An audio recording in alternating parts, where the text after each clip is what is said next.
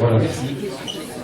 Bien, j'ai la chance de représenter la Fédération Wallonie-Bruxelles de basket. Donc, vous allez voir, je vais parler d'une partie de la Belgique. Et je remercie la Fédération de nous avoir invités. Le conseil d'administration de la Fédération a été assez lent dans la prise de décision. Mais heureusement, enfin, ici en fin d'été, on a pu débloquer la situation et faire en sorte qu'on y participe. Donc c'est vraiment un élément positif pour les interactions avec notre Fédé et puis pour le monde du basket européen. Donc ici, je vais vous parler. Alors j'ai l'avantage de parler en dernier. Je ne sais pas si c'est un avantage, ça peut être un inconvénient. On m'a déjà posé des questions, donc j'ai pu hier soir réintégrer certaines choses pour essayer d'être le plus complet et essayer de faire en tout cas répondre au plus à vos attentes. Donc juste 2 mots sur mon parcours. En fait, à la base, moi je suis chercheur. Je suis chercheur dans les sciences de la motricité, donc c'est la première fois que j'interviens dans un forum au sein d'une fédération étrangère. D'habitude, j'interviens en France dans les congrès de chercheurs. Je ne sais pas s'il y en a qui connaissent l'ARIS, qui est l'association de recherche et d'intervention en sport. Donc d'habitude, en tout cas avant, j'intervenais là-dedans. Et puis, via mon travail à la fédération, mais on va sur d'autres terrains et j'en suis très content. Depuis donc, rapidement, donc je travaille à l'Université catholique de Louvain en tant que conseiller technique en basket. Je suis aussi maître assistant en éducation physique à la Haute École Robert Schuman. Alors, les hautes écoles en Belgique, ce sont des écoles qui forment des futurs professeurs d'éducation physique. C'est un cycle court en 3 ans, donc c'est un bac plus 3, qui leur donne la possibilité d'enseigner jusqu'à des élèves qui ont 14 ans. Voilà, plus ou moins pour vous situer. Ceux qui se forment à l'université en Belgique, eux, ils peuvent donner cours à l'école en EPS jusqu'à 18 ans.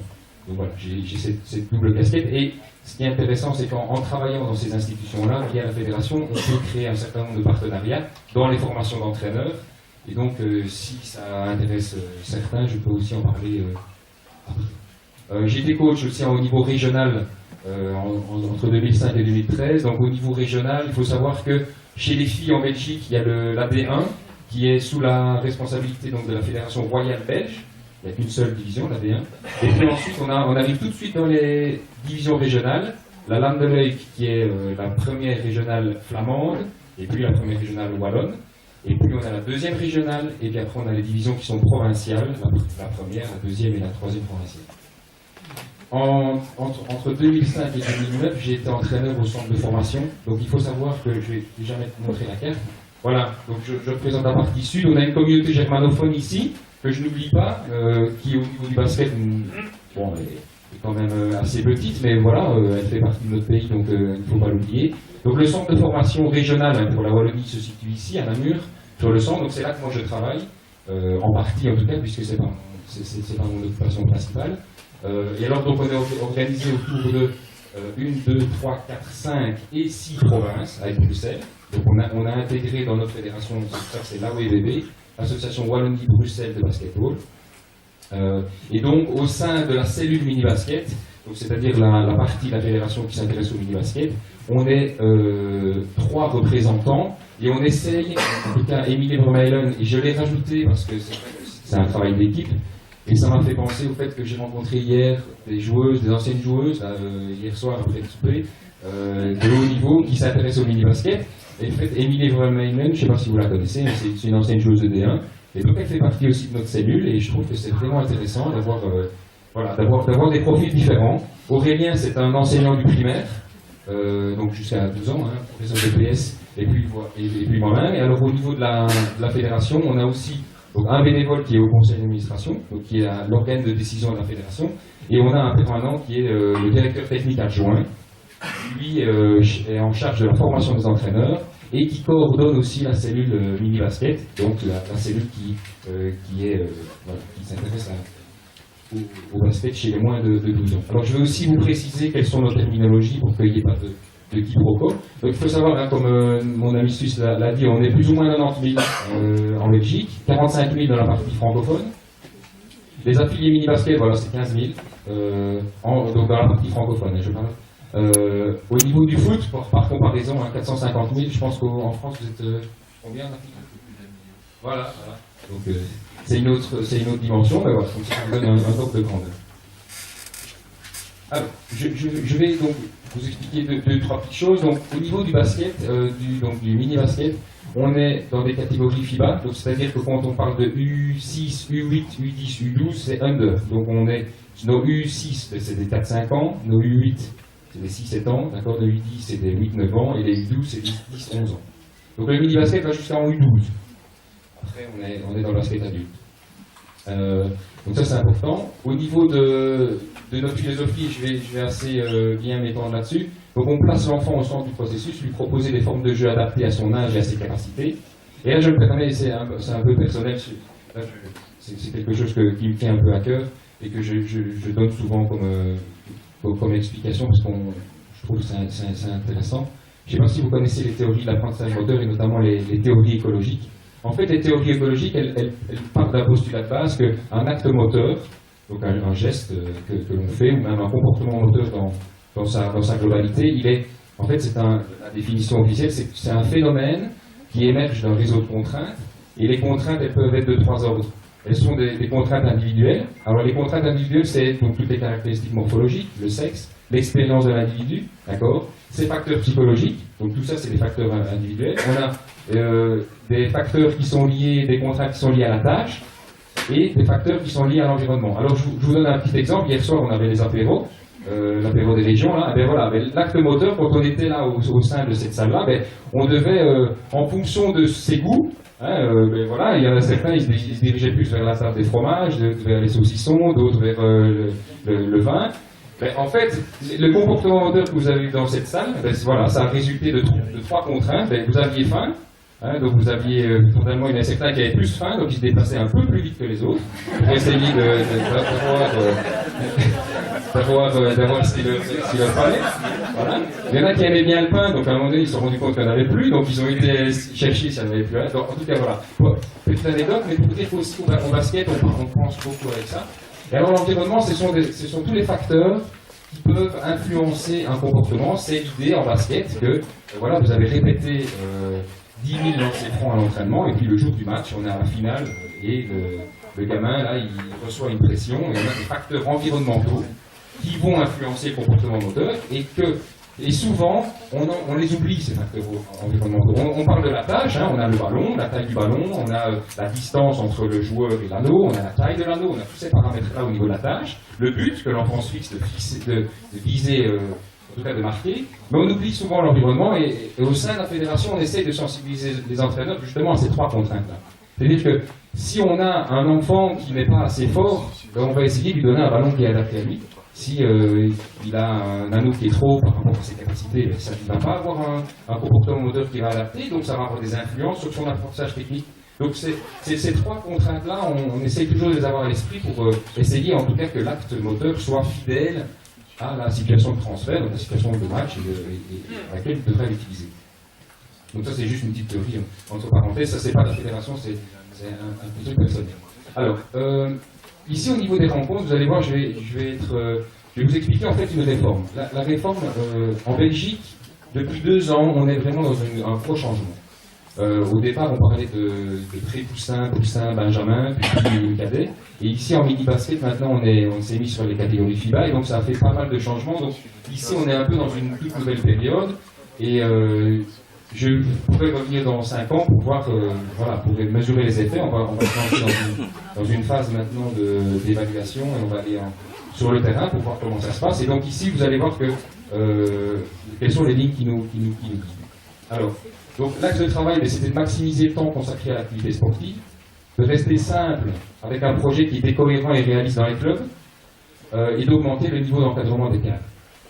Alors, on a voulu aussi que de U6, en tout cas de U8 à U12, ça soit un processus évolutif en adéquation avec le développement de l'enfant. Donc et l'idée, c'est et je vais y revenir après, c'est l'idée aussi on a été un peu influencé par les Canadiens, je pense que vous l'êtes aussi un petit peu peut-être sur certains points de vue, mais c'est cette idée que, surtout en mini-basket, on va voir le long terme, et donc on va se baser sur le développement, vous l'avez peut-être entendu parler, le DLTA, le développement à long terme de l'athlète.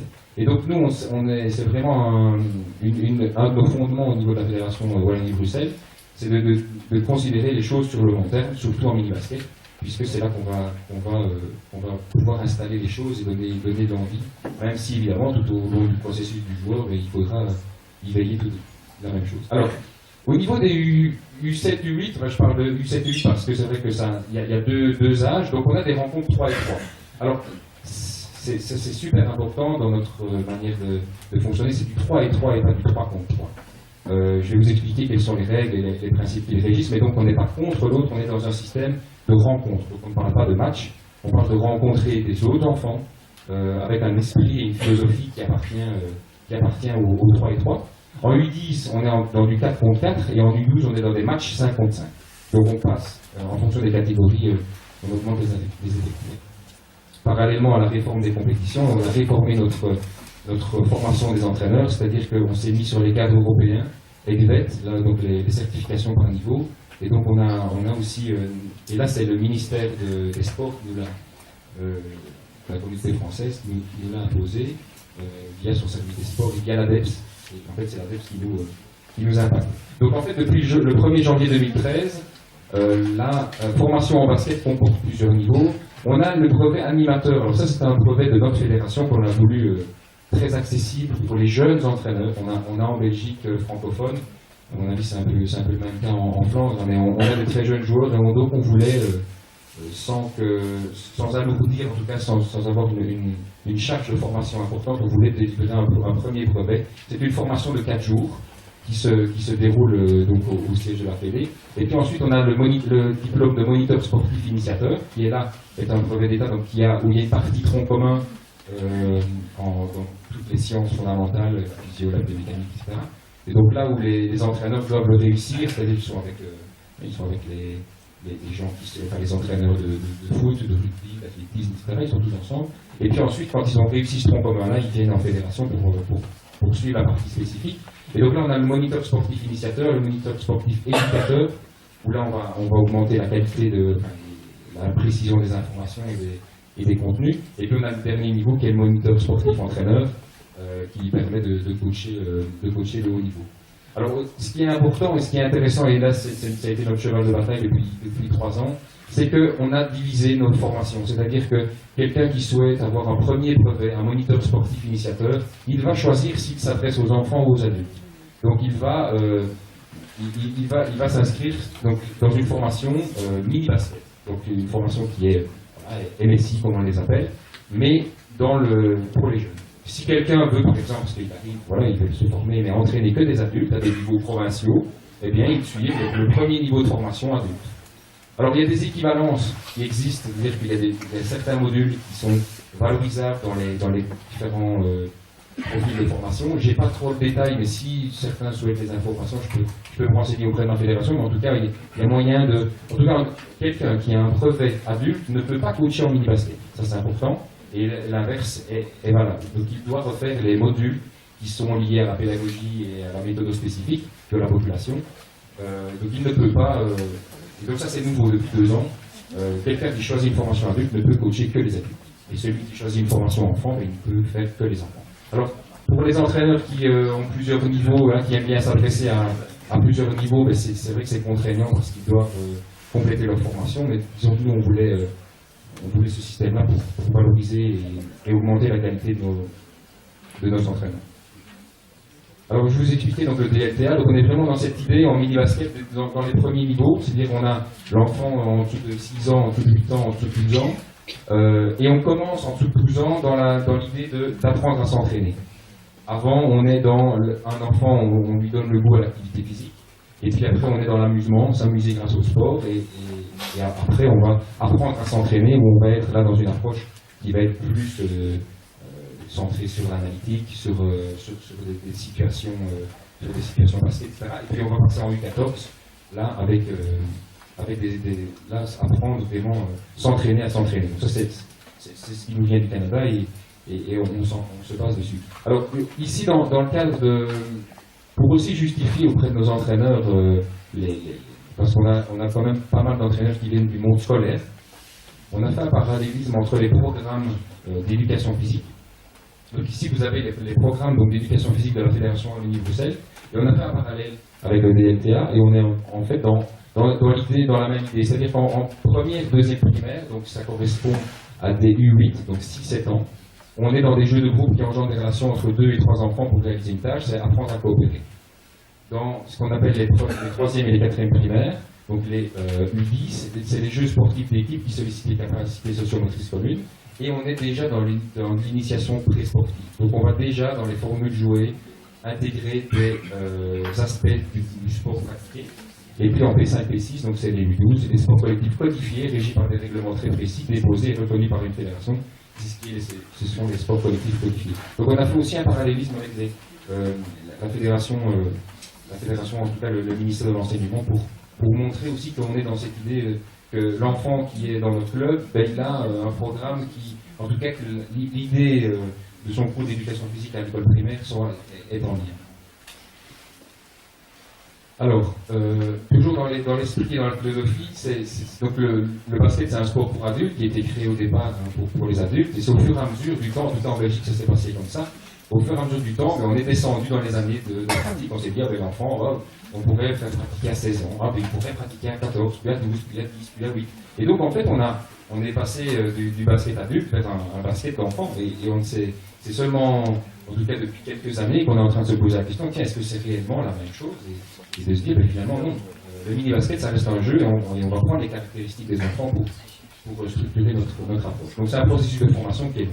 Alors le basket, en mini-basket, on considère donc que le basket c'est un outil privilégié pour développer la base motrice la plus large possible. Donc on est, et particulièrement en U8, dans cette idée que le basket c'est un outil pour l'individu en général. On n'est pas dans une approche déjà orientée basket. Même si évidemment ça va être notre support, hein, mais ça va être un outil et pas une finalité.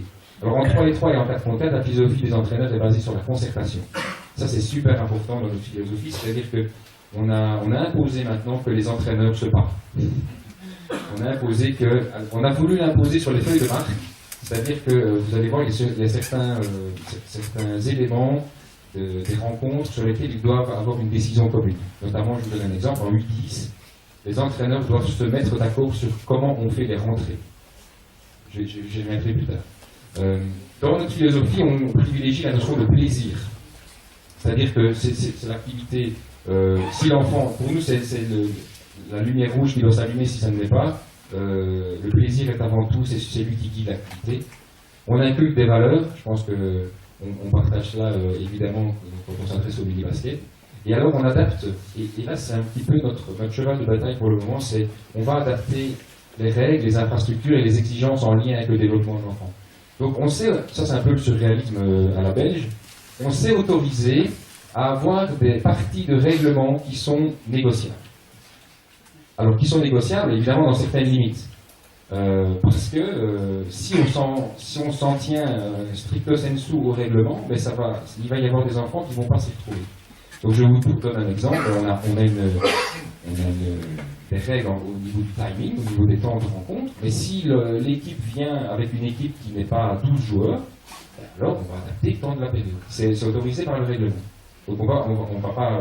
Nous c'est les 8e temps, c'est 8 périodes de 4 minutes, et on va adapter en fonction des situations réelles, de ce qui se passe. Là je vais dans un autre club, et en fonction de la situation qui se passe, en fonction du nombre de joueurs qu'il y a, en fonction des infrastructures, eh bien, il y a une latitude qui est autorisée. Alors, ça, c'est source, chez les entraîneurs, et on le constate, c'est source d'incertitude et de malaise. Ils préfèrent suivre un règlement, et au moins, on sait à quelle règle on va jouer. Les entraîneurs aiment bien. Et quand on donne des éléments sur lesquels on peut jouer, ben là, ça commence à chipoter parce qu'il va falloir se mettre d'accord, il va falloir interagir avec les autres. Et donc, ça implique d'autres processus qui sont plus compliqués. Et donc, voilà. En tout cas, c'est l'idée dans laquelle on a créé la réforme. Alors, un petit historique. En 2006, on a développé le programme amateur. On s'est rendu compte qu'on avait vraiment besoin de ça pour permettre à des jeunes entraîneurs qui étaient, parce que c'était la situation, on avait des jeunes entraîneurs, des jeunes joueurs qui s'occupaient d'équipe. Et donc, en 2006, on a développé ça. En 2013, donc là, on a initié la réforme de la formation des cadres initiée par l'ADEPS, en accord avec les certifications européennes. Et donc là, on a des cours généraux qui sont à chaque niveau de formation, excepté le brevet animateur, donc juste le premier brevet. On a développé tout ce qui était les VAE, les valorisations d'acquis d'expérience, donc pour les entraîneurs qui ont officié dans un club depuis X ans et qui ont sur dossier, qui rentraient une demande pour essayer de valoriser ce qu'ils avaient acquis. Et alors on a lancé tout ce qui est formation continue des entraîneurs. En 2014, alors là ça a été le lancement de la campagne 3 et 3. Donc on a été dans chaque province, la cellule mini-basket a été dans chaque province pour réaliser des formations décentralisées sur les tenants et les aboutissants de la réforme. Alors on a réalisé aussi des cliniques, des conférences lors de la journée des cadres. Donc il faut savoir que 2 fois par an on a une grosse journée à la fédération où on rassemble tous les cadres. Et on essaye que lors de cette journée des cadres, il y ait des thématiques à la fois pour les dirigeants de club, à la fois pour les arbitres et à la fois pour les entraîneurs. Et que tout le monde, à un moment donné, peut-être à la cafétéria ou autre, dans des moments en commun, ils puissent échanger. Et alors, on a lancé en 2014 les intervisions 3 et 3, c'est-à-dire qu'on a... Et là, en tout cas, on est très content de ça, c'est-à-dire que la fédération nous a donné des moyens pour aller dans les clubs, voir les gens, voir comment le 3 et 3 était appliqué, voir comment les gens ressentaient les choses. Et en fait, on a essayé d'avoir une attitude vraiment pas prescriptive du tout. On a essayé de venir dans les clubs en disant voilà, on est là pour vous aider, on est là pour vous accompagner et pour voir voilà, quelles sont les difficultés. Et alors là, on a listé un certain nombre de caractéristiques sur ce qui était vraiment très bien, les limites, et on a adapté certaines choses. Donc ça nous a permis. Et cette année-ci, on a lancé le 4 contre 4. Donc on a fait des formations décentralisées en 4 contre 4, donc pour les U10. On a continué les intervisions en 3 et 3, on a continué nos cliniques, et alors on a lancé les formations continues. Vous verrez à la fin de la présentation, on a eu un bon succès sur notre formation continue d'ici de la semaine passée, où là on a 400 entraîneurs du mini-basket qui sont venus participer à une journée. Et là on était très contents qu'il y ait eu un retour positif, donc c'est que voilà, les choses, en tout cas de notre côté, elles ont pas mal avancé. Mais je vais vous expliquer pourquoi aussi elles ont avancé, parce que c'est vrai qu'on a été soutenus par notre ministre des Sports et notre directeur technique de la fédération a fait un gros boulot pour essayer de dégager des moyens. Donc l'idée du plan basket, en fait le plan basket c'était un plan de promotion du basket qui a été développé par le ministre des Sports. C'est mis en place un projet pédagogique, donc mise en place pédagogique identique dans toutes les provinces pour les catégories d'âge jusqu'à U12, sur base d'un projet simple et d'un budget réduit. Alors, l'idée c'était de créer des catégories de 2 ans, mais uniquement possibilité de 2 ans d'écart pour les jeux. C'est-à-dire que par exemple, pour jouer en U10, il y a des U8 qui peuvent monter, mais ça doit être uniquement des 2e années. Donc pour ne pas avoir des différences d'âge qui sont trop grandes. Et là, on a eu en fait un soutien au niveau du ministre, c'est-à-dire qu'on a eu 1000 kits, on a eu un budget qui a été développé, qui a été débloqué par le ministre pour les clubs. Donc en fait, on a eu 1000 kits. Alors il faut savoir que les kits, il y avait différents types de kits. Il y avait 5 kits au total. Il y avait un kit qui comportait 2 paniers amovibles avec des ballons. Il y avait un deuxième kit qui était un deuxième jeu de ballon avec des vareuses. Il y avait un troisième kit qui était des marquages de sol avec des cônes et des chasubles. Et il y avait un dernier kit qui était un plateau de jeu. C'est genre comment ça s'appelle ? Le baby ball. Voilà, nous on a repris en fait, on ne l'a pas créé, on n'a pas été...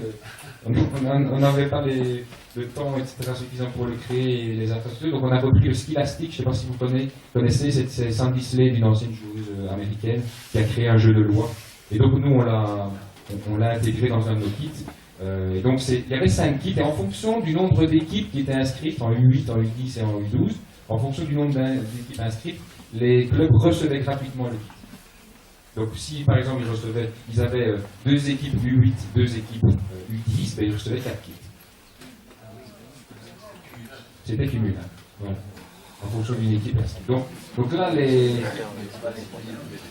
Donc là en fait, au moment où on a lancé la réforme, on ne nous a pas... Parce que souvent ce qu'on nous reproche en fédération, c'est qu'on est dans l'idéal, on est dans des conditions, quand on a nos grands discours de formation sur nos conditions d'entraînement, etc., on a des beaux discours, mais là on leur a dit, voilà, on va vous donner tout ce qu'il faut pour vous lancer. Donc maintenant à vous de jouer, et puis on va voir comment ça se passe. Alors, actuellement, tous les kits ne sont pas encore partis. Maintenant, n'étant pas directeur technique, je ne saurais pas vous le dire, mais à mon avis, je ne sais pas si ce sera renouvelable. Je ne sais pas. Je ne sais pas. Voilà. Mais déjà, 1000 titres pour nous, la partie francophone, c'est déjà énorme. Alors, au niveau des règles, mais ici, je vais passer vite parce qu'après, je vais vous montrer un document sur les règles. En 3 et 3, en fait, on est sur demi-terrain. Donc, ça veut dire que si le club dispose de 2 paniers fixes, eh bien, avec les 2 paniers amovibles qu'il a reçus de la fédération, il peut former 2 terrains. Donc, l'idée aussi, c'est que quand une équipe vient avec 12 joueurs, ou 10, enfin, c'est 10 joueurs en 3 et 3, pardon, 10 joueurs, si par exemple il y a 20 joueurs, on va jouer 2 sur 2 terrains. Donc, alors, il y a un entraîneur d'une équipe qui va jouer qui va gérer la rencontre de 3 et 3 sur ce demi-terrain-là, et l'autre entraîneur qui va gérer l'autre demi-terrain.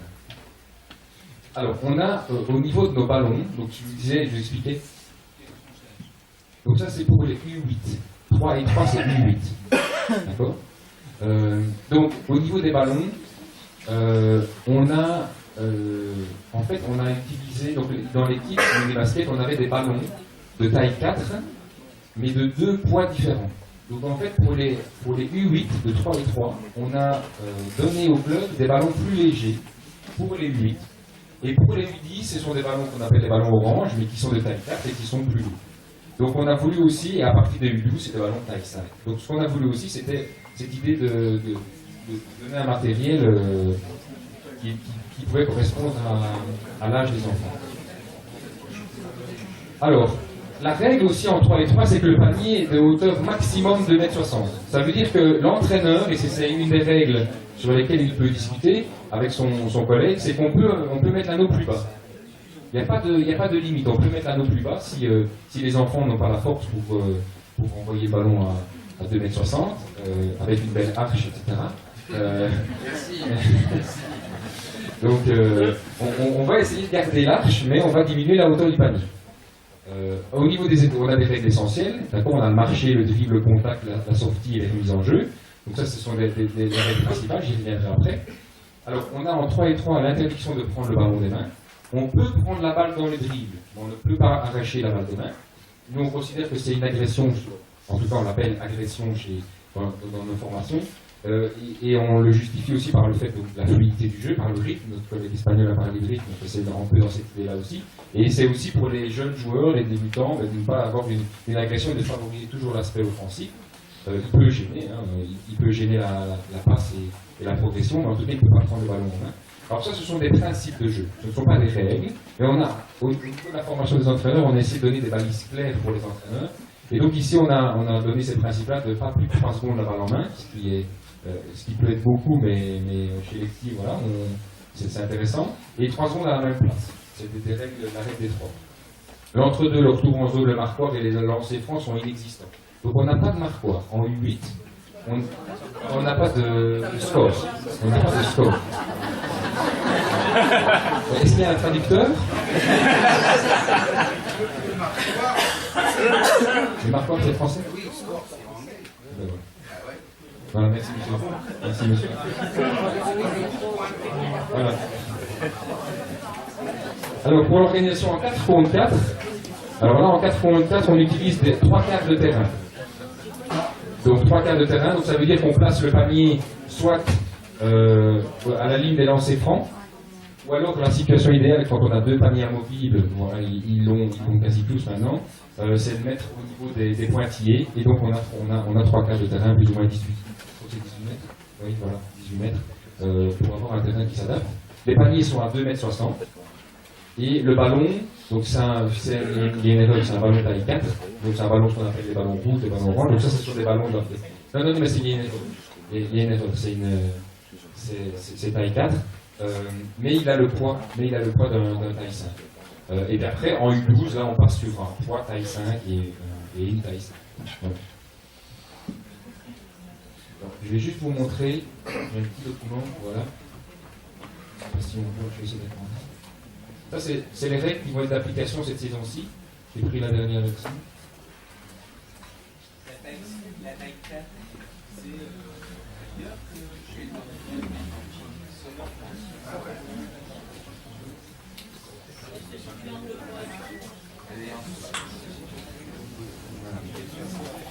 Voilà, il y a 2 fois. Voilà. Alors, donc ici, voilà, les différents critères qui sont repris. Considérez qu'en U12, on est dans le basket classique, 5 contre 5 avec les. Normalement, il y a une troisième colonne, mais voilà, je vais m'attarder ici sur le U8 et le U10. La hauteur de l'anneau, donc en U8, est un maximum de 2,60 m, donc on peut le diminuer. Donc là, les entraîneurs doivent se mettre d'accord. Et s'il y en a qui n'est pas d'accord, etc., par rapport à l'autre, ben voilà, il faut en tout cas, c'est l'impulsion que l'on veut donner, nous, c'est d'augmenter la concertation pour créer une communauté mini-basket. C'est vraiment cette idée-là aussi, c'est de faire en sorte que ceux qui s'intéressent au mini-basket sont dans une philosophie qui est différente du basket. Si les coachs adultes ne veulent pas parler entre eux, même si ça ne se fait pas dans les faits, mais en tout cas, nous, c'est vraiment un cheval de bataille important. En U10, voilà, c'est maximum 2,60 m. On n'a pas de lancer franc, en U8 à U10. Donc, type de ballon, ben voilà, on est alors évidemment, quand les clubs n'ont pas de taille de ballon de la fédération, ben, ils utilisent des tailles 5. La taille du terrain, donc c'est équivalent à un demi-terrain et 3 quarts de terrain en U10. Alors, au niveau de la durée de la rencontre, donc là, on a des 8 périodes de 4 minutes. Alors, on a sans arrêt chrono au niveau des U8 et on a avec arrêt chrono en U10. Alors, l'échauffement, ça c'est quelque chose qui est important. On oblige les U8, les entraîneurs des U8, à faire un échauffement commun. Donc là, c'est une philosophie qu'on a créée au niveau du basket. On veut justement que l'enfant aille le plus possible en contact avec d'autres enfants, parce qu'on estime que c'est travailler dans les 3 variables, environnement, individu, tâche, l'environnement, faire en sorte que les conditions environnementales changent dès le plus jeune âge un maximum du temps, ça permet à développer des apprentissages et des capacités d'adaptation. Donc l'échauffement est commun aux 2 équipes. Alors, le principe qu'on a pu observer, c'est que généralement le club qui reçoit, c'est souvent celui qui organise. Et à la mi-temps, parce qu'à la mi-temps il est prévu aussi un jeu, généralement à la mi-temps c'est celui qui est visiteur, qui organise le jeu. En U10, on laisse le choix. Soit il est en commun ou soit il est en équipe. Donc là, on est dans une formule, les U10, c'est une formule de transition. On autorise, parce qu'il y a des débutants ou il y a même des entraîneurs qui considèrent que c'est important de faire des échauffements communs, eh bien on estime que c'est important aussi de laisser cette possibilité-là. Alors, au niveau de la composition des équipes, les entraîneurs en U8 ont l'obligation de former des oppositions équilibrées. Alors, par tous les moyens possibles. C'est-à-dire que si il faut mélanger les équipes, on mélange les équipes. Et on a remarqué que ça ne posait pas trop de problèmes. En U10, ça commence à poser des problèmes. Et généralement, ce qu'on essaie de préconiser en U10, c'est de faire en sorte que les enfants, lorsqu'il faut mélanger les équipes, ne le fassent qu'un 8e temps. Donc sur une courte période, et que ce rôle-là de mélanger les équipes, si par exemple, parce que ça arrive, en 4 contre 4, il n'y a pas assez de joueurs, il y a des conditions où ils arrivent à 3 joueurs, et il y a un joueur qui est prêté à l'autre équipe, on essaye de répartir un 8e temps sur l'ensemble du match. Et donc ici, les oppositions, c'est pour ça qu'ici il est marqué, donc soit fonctionnement similaire aux 3 et 3, ou soit équipe visitée contre visiteur, parce que c'est vrai qu'on peut mélanger ou pas les équipes. Ça va ? Et donc en U10, on laisse la possibilité aussi à des mélanges. Alors, au niveau de la participation au jeu, donc il n'y a pas de remplacement durant la période. À la mi-temps, chaque enfant doit avoir joué au minimum une période, et tous les enfants doivent avoir joué le même temps de jeu et une période près. Donc c'est un peu le principe des Suisses. Hein. Donc c'est cette idée qu'on ne va pas avoir de grandes différences au niveau de la participation des joueurs. C'est cette idée-là. Alors au niveau du score, eh bien en U8, il n'y a pas de marquoir, il n'y a pas de points. Donc, les nouvelles feuilles de marque n'ont pas de running score. Et en U10, là, on va avoir un système intermédiaire, c'est-à-dire qu'on va calculer les périodes qui sont gagnées. Donc, il y a un running score, d'accord ? Et on ne note sur la feuille que les périodes qui sont gagnées. Une période qui est gagnée, c'est 3 points. Une période qui est perdue, c'est 1 point. Donc, au maximum, le score, c'est 24-8 ou 8-24 en U10. Et en U12, on est dans la comptabilité classique des points. Et les feuilles de match sont adaptées en fonction des catégories.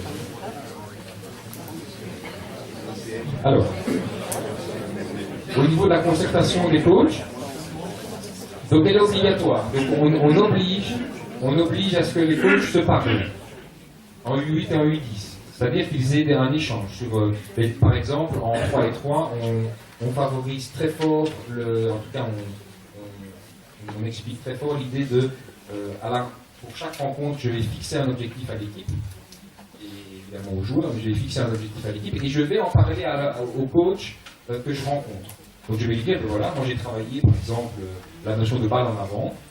Est-ce que quand tu seras sur le terrain avec les joueurs, est-ce que tu sais, voilà, si tu vois qu'il y a un joueur qui systématiquement met la balle en arrière, est-ce que tu saurais le corriger? Donc c'est cette idée que, en mettant l'accent sur la concertation entre les entraîneurs, on va aussi, on l'espère, créer un processus de fixer des objectifs à la rencontre et de faire en sorte que on puisse aussi échanger et dire, ah mais tiens, voilà, t'as ça comme principe, et donc que les entraîneurs aussi s'enrichissent au niveau des principes de jeu et au niveau de ce qu'ils vont donner comme objectif à la rencontre. Alors, la gestion du code de jeu, donc ça c'est laissé au coach, donc il n'y a pas d'arbitre. En 4.4 non plus, il n'y a pas d'arbitre, donc ce sont les entraîneurs qui arbitrent. D'accord? Ça veut dire que dans nos modules de formation, eh bien, on a une formation à l'arbitrage. En tout cas, on a une formation qui est liée au code de jeu. Et on a... donc, il n'y a pas de sifflet. Et donc, pardon? Les enfants réagissent sans siffler. Voilà. Et l'entraîneur se déplace, vous allez voir, je vais vous montrer une petite vidéo. L'entraîneur se déplace sur le terrain et il va... et en 3 et 3, c'est lui qui fait les rentrées. Donc, vous allez voir qu'il fait les rentrées et donc il corrige en même temps. Alors là, je pense que ça prendra aussi du temps à ce que la formule soit riche, parce que c'est vrai qu'il y a des entraîneurs qui ont tendance à trop interagir, et donc à parler et à casser le rythme du jeu. Que du contraire, il y en a certains, ils font que les rentrées, ils ne disent rien aux joueurs. Donc là aussi, dans nos formations continues, c'était le sujet de la formation continue de la semaine passée, mais c'était la gestion du code des jeux, du code de jeu et des apprentissages au sein du match. Donc de voir dans quelle mesure on peut intervenir sur la rencontre sans casser le rythme, tout en ayant un poids et une correction sur les comportements. Alors, les 3 secondes, les 8 secondes, les 24 secondes ne sont pas comptabilisées. Les fautes du joueur en U8 ne sont pas comptabilisées, en U10, oui. Les fautes d'équipe ne sont pas, il n'y a pas de temps mort, il n'y a pas de tir à 3 points, et le retour en zone n'est pas d'application. Pour les remises en jeu, en U8, c'est l'entraîneur qui va effectuer les remises en jeu. Et dans nos formations, et même dans nos messages, pour nous, la rentrée, c'est un outil. Donc on considère que la rentrée, donc déjà, ça nous permet qu'il n'y ait pas de supériorité numérique, c'est-à-dire que voilà, il y a un défenseur pour un attaquant. Et ça va être aussi l'idée de créer une série de situations. La situation de balle rapide contre-attaque, la situation de je vais coacher le démarquage de mes joueurs, je vais coacher la défense, et je vais être le premier, et je vais voir ce qui va se passer. Donc, au niveau de nos entraîneurs, pour nous, la rentrée en U8, c'est un outil. Après, en U10, c'est soit par l'entraîneur, ou alors par un joueur. Mais son défenseur est à côté de lui. Donc, il est à côté de lui, donc on ne remet pas, on ne met pas plus de pression sur la passe. Et alors, ce qu'on fait aussi, donc, c'est un peu l'idée du champ visuel, on lui permet en tout cas d'avoir plus de fenêtres, ce qu'on appelle chez nous en Belgique des fenêtres de passe, et de possibilités de passe, en mettant le joueur à côté aussi. Donc plus de possibilités de choix. Et là, on a un petit peu regardé dans la littérature scientifique sur les prises d'informations chez les enfants, et on a un petit peu regardé au niveau de quel était le nombre d'informations qu'un enfant de 8-9 ans pouvait traiter, et on a essayé de faire en sorte de trouver un système qui est assez simple et qui permet quand même de garantir un jeu. En tout cas, de traiter une information qui est derrière un autre joueur qui est en train de s'agiter devant lui. Ils doivent porter la balle 3 coups. Non, c'est un principe. C'est un principe. Donc en fait, il y a les règles qui sont non négociables, le dribble, la reprise de dribble, le marché, etc. Et puis on a des principes de jeu. Et les principes de jeu, c'est ce qu'on a impacté, en tout cas, c'est ce qu'on a essayé de mettre en place dans les règlements. ce sont des principes. Donc voilà, ici j'ai déjà parlé de certains aspects, mais donc les règles qui sont non négociables, c'est le marché, le dribble, les agressions, la sortie. D'accord. Et au fur et à mesure du niveau des joueurs, eh bien, on va augmenter les critères d'exigence. Alors, les règles qui nécessitent une décision des parties, alors quand on dit des parties, c'est les deux coachs, hein, les deux entraîneurs, c'est les formations d'équipe, les remises en jeu en U10, soit par les joueurs, soit par un joueur avec un défenseur à côté, d'accord, ou soit par les entraîneurs, c'est possible aussi. Alors, donc, là, en fait, il y a une erreur. Hein.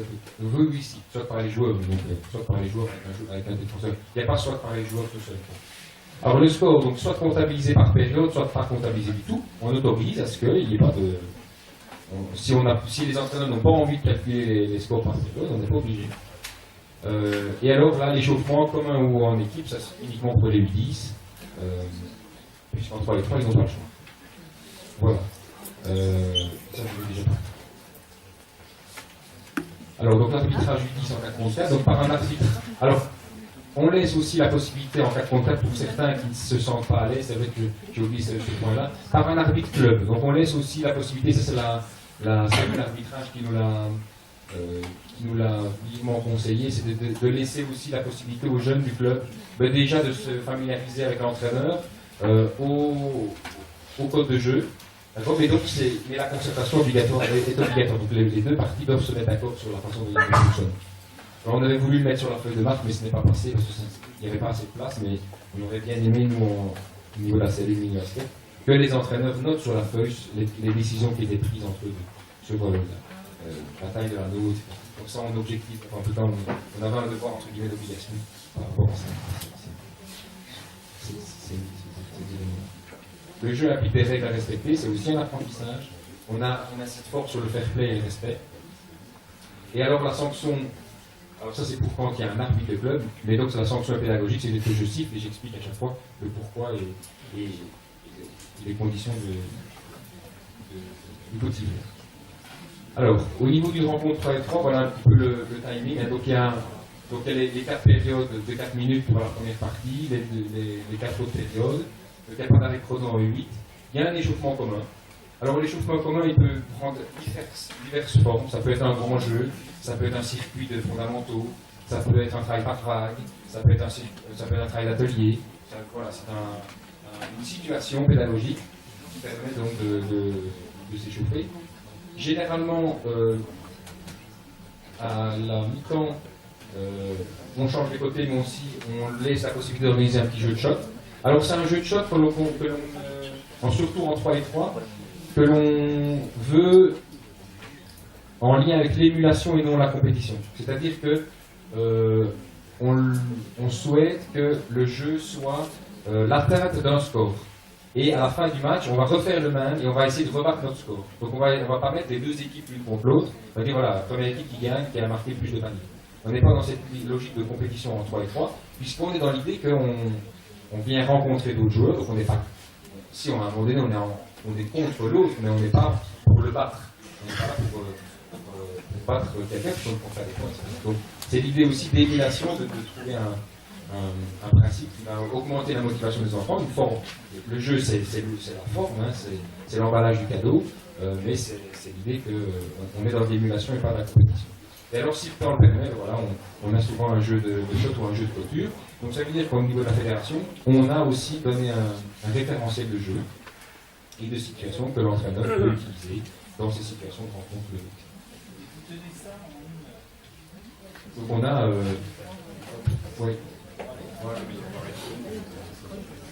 Il n'y a pas d'arrêt chrono. Disons que généralement, ce qu'on a vu dans les interdivisions 3 et 3, c'est que souvent le jeu de shot à la fin, il n'était pas fait. Généralement, c'était pas... Parce qu'en plus, au sein des organisations des clubs, sur une journée avec les rencontres, on ne disposait pas d'assez de temps. Généralement, le jeu de fin, il est un peu lent. Alors, au niveau des objectifs, dans l'enseignement de la discipline, voilà les balises que l'on donne. Hein, ici, ce sont des grands thèmes, mais je me suis permis de le mettre pour essayer de vous expliquer un peu quelle est la vision, parce que je sais que hier, dans le tir en basket, le collègue en a parlé. Et donc, en U8, donc on est dans l'initiation et l'animation, où on va développer des bases motrices, On va toujours avoir une approche par la découverte. Donc on va essayer dans nos formules de jeu de faire découvrir les enfants, faire découvrir les solutions aux enfants. Donc par exemple, on a une situation où c'est Congo et notre coco, et c'est l'idée où les enfants, au début, on va leur donner un but, et on va leur dire, voilà, vous devez transférer toutes les noix de coco de l'autre côté du terrain, mais les noix de coco ne peuvent pas tomber au sol, sinon elles se cassent en deux. Et vous êtes tous en équipe, vous ne pouvez pas marcher, vous ne pouvez pas filer, et donc les enfants vont s'organiser, vont trouver des stratégies d'équipe.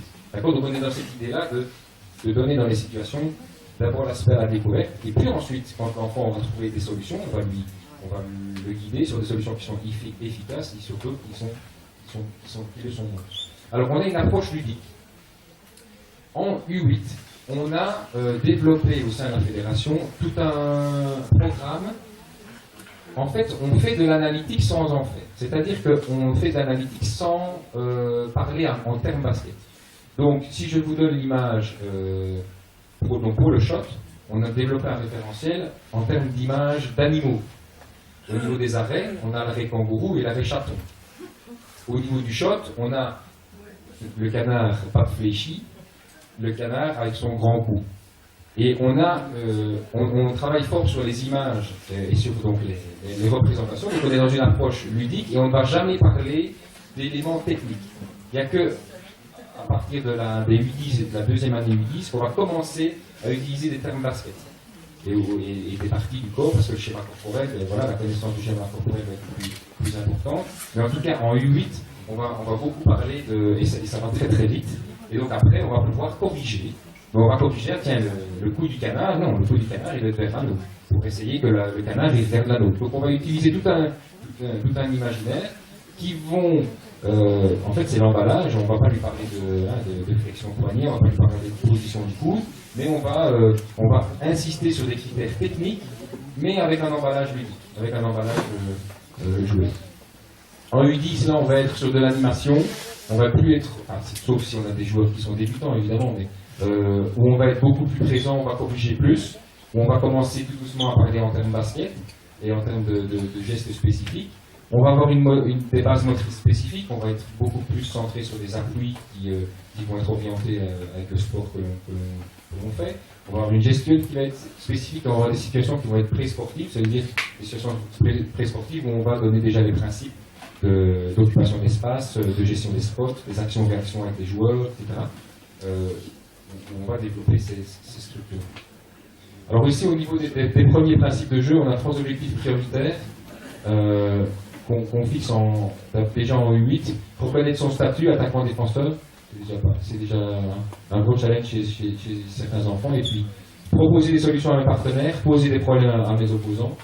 Au niveau des principes offensifs, on a cette fluidité du jeu, un peu en lien avec ce que mon collègue espagnol disait, hein, cette idée qu'un enfant au tout début, il va juxtaposer les actions, il va s'arrêter, puis il va passer, puis il va courir, etc. Et donc, on va être dans cette idée qu'on va enchaîner les compétences. Et une compétence, savoir dribbler, c'est une compétence, je vais pouvoir l'utiliser dans toute une série de situations, mais après il va y avoir tout ce qui est l'enchaînement des compétences, c'est-à-dire être capable de pouvoir enchaîner les éléments. Donc là, évidemment, on va travailler sur tout ce qui est enchaîner les mouvements et faire en sorte que le jeu soit fluide, avec moins d'arrêt, toujours en fonction du développement de l'enfant. Favoriser le jeu de transition. Évidemment, vu qu'on a des terrains qui sont très petits, on a beaucoup d'occasions. On avait fait une étude, juste avant qu'on lance le 3 et 3, on avait fait une étude sur le nombre de contacts et le nombre de possibilités d'aller à l'anneau et le nombre de contacts par ballon entre du 3 et 3 et du 5 contre 5, c'était affolant. Les enfants touchaient, je ne sais plus combien les chiffres, mais 10 fois plus de ballons et avec des occasions de marquer qui étaient bien plus grandes. Donc c'est pour ça qu'on est passé sur des terrains. Et donc les principes, donc, ne pas rester plus de 3 secondes, ne pas rester plus de 3 secondes à la même place, et tolérer un minimum de passes vers l'arrière avec cette course au principe de balle en avant.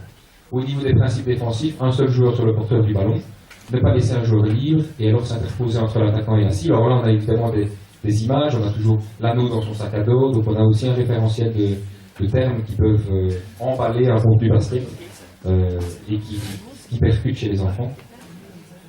Et alors réagir sur le changement de statut quand on récupère le ballon.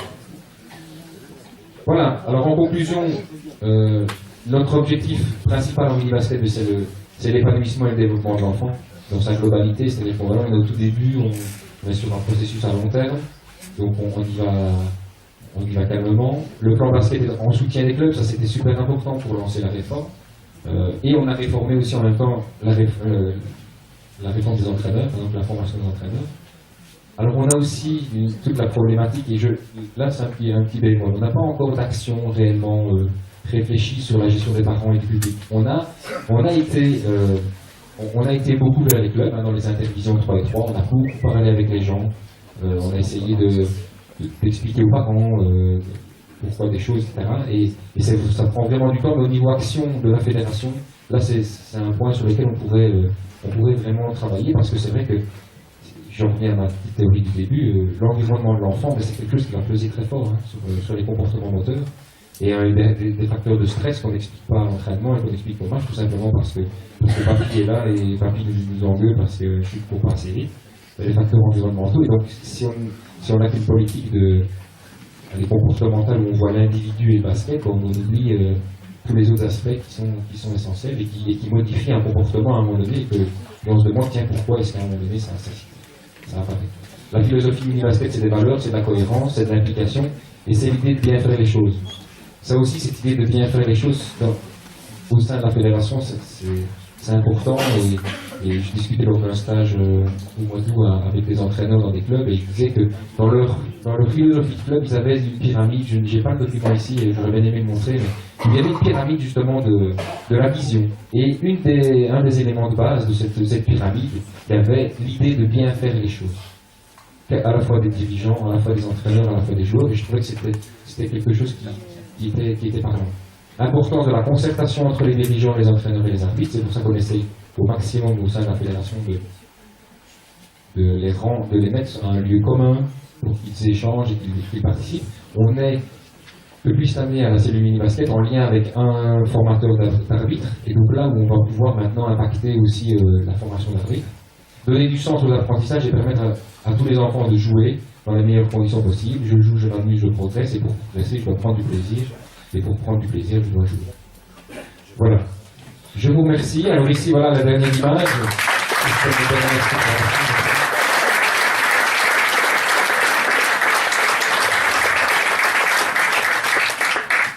Donc voilà, c'est toujours ce qu'on aime au mini-basket, c'est ces attitudes-là.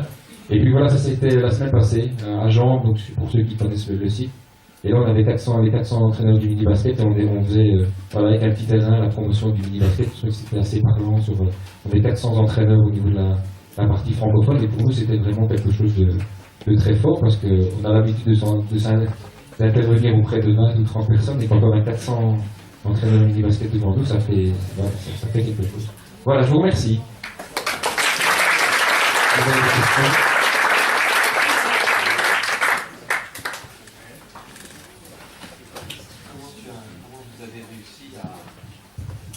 Merci pour ton intervention, c'est super.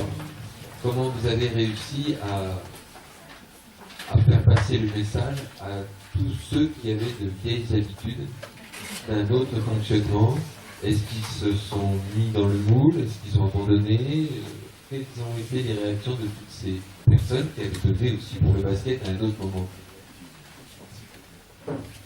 Je pense que je ne pourrai y répondre que dans 10 ans, parce qu'on est au tout début de la réforme. Donc ici, ici je vous présente aussi le produit fini de la réforme, mais maintenant, on a été en intervision et il y a les irréductibles gaulois.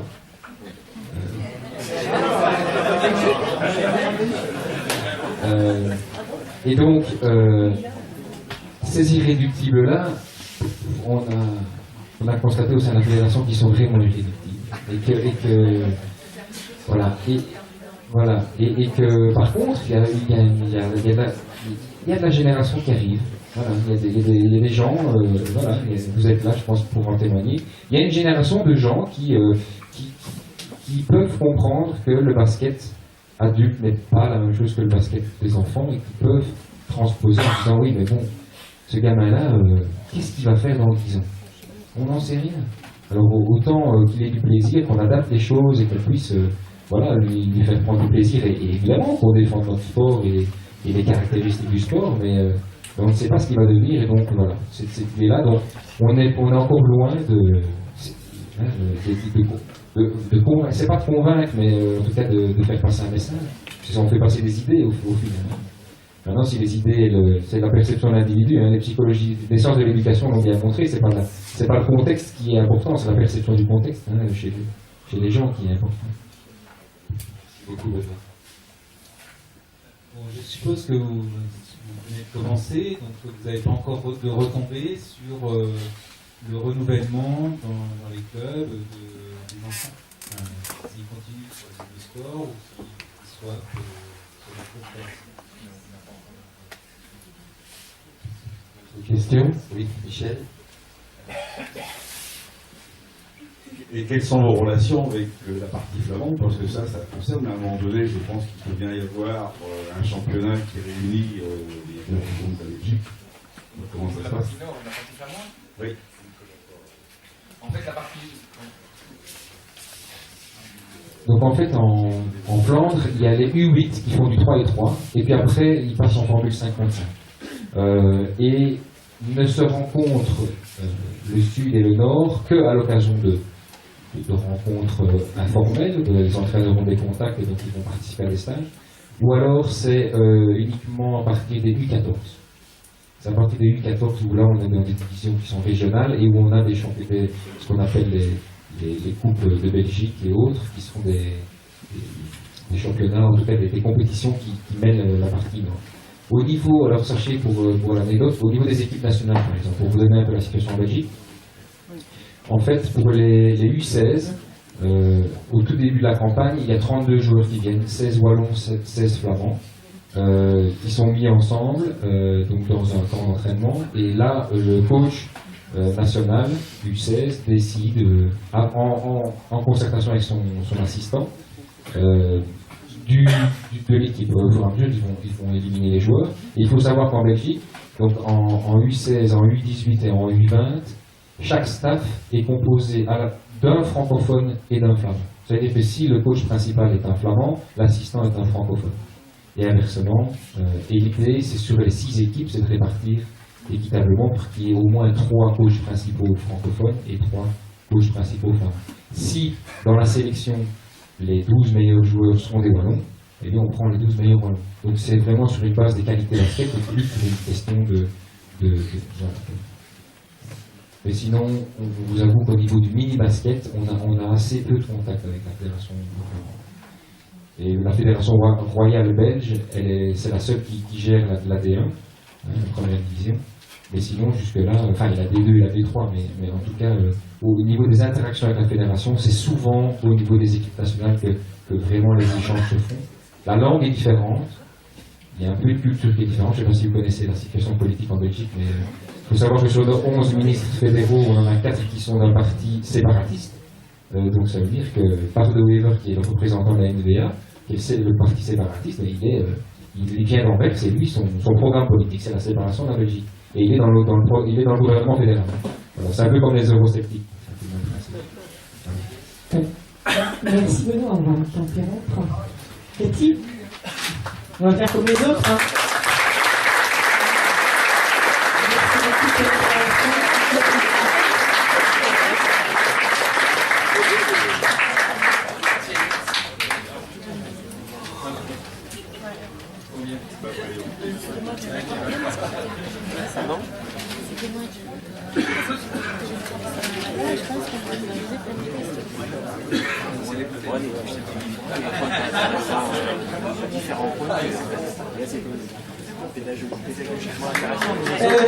Donc merci beaucoup pour ces belles interventions ce matin à tous les trois. Je vais laisser la parole 3 minutes à notre ami marocain qui va être très très rapide parce qu'il n'a que 3 minutes. Je vais mettre le chrono, c'est beaucoup, donc c'est parfait. On t'écoute. Merci. En fait, moi, je vais juste profiter de ce temps d'échange, bien sûr, pour vous remercier tous. Nous, on a eu ce privilège d'assister à ce temps. Et puis, nous, au Maroc, on n'a pas spécialement une vraie politique définie sur le mini-basket, mais on a la chance de lancer le forum du mini-basket.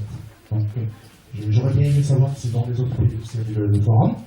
Et en discutant avec les collègues, il y a beaucoup de choses qui se sont dites. Donc, moi, je voulais profiter de ce temps avec ma collègue Lola, qui nous accompagne au Maroc. Et là, je reviens sur les remarques qui étaient faites l'année dernière, hier, parce que c'est une ancienne capitaine de l'équipe du Maroc féminine qui s'intéresse au forum du basket. On a eu la chance et le privilège d'être accompagné sur ce projet par des acteurs forts du basket français, Patrick Taquet. Dernièrement, il y avait Cathy Fisco qui est venu, Alexandra et quelques membres de la commission technique, Sylvain et puis d'autres. Et puis, moi, je voulais profiter juste pour vous informer que l'année prochaine, on aimerait bien l'ouvrir. Et ça devient vraiment un temps d'échange parce que, bien sûr, on travaille directement avec la commission du basket, mais